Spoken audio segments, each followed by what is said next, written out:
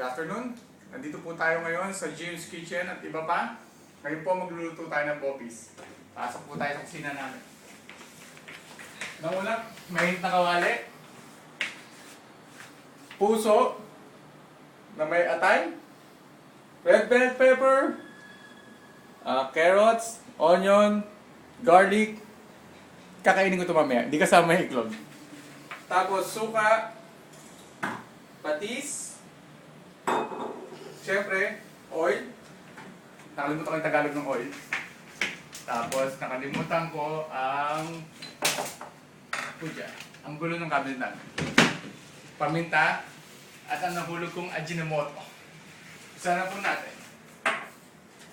Nalagay tayo ng mantika. Bahala ka na sa buhay mo kung gaano karami yan.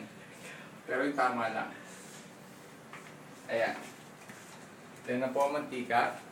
Papainitin natin ng mantika. Kinakabahan ako, baka palpak to. Kaya mag-iiwas muna ako sandali, ha? Okay na. Huwag yung gagayahin to kasi, kami lang ang may ganito sa Macau. Timating minute yan. Kailangan na mainit ang ating kawali. Yan.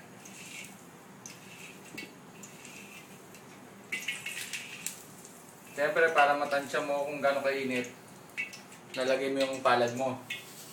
Ganyan. Okay na. Mainit na. Lagyan natin yung bawang.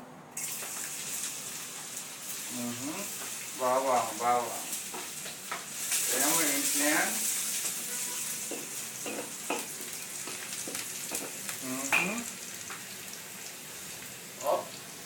Yossi. Mainit po talaga din sa Macau, mga kaibigan. Kaya, pasensya nyo na. Pero nakabukas na yung aircon namin yan. Yossi kami. Mayaman kami. Pag mainit yan, lagay nyo na ang sibuyas. Ito mga kaibigan, sibuyas. Inisa po natin yan.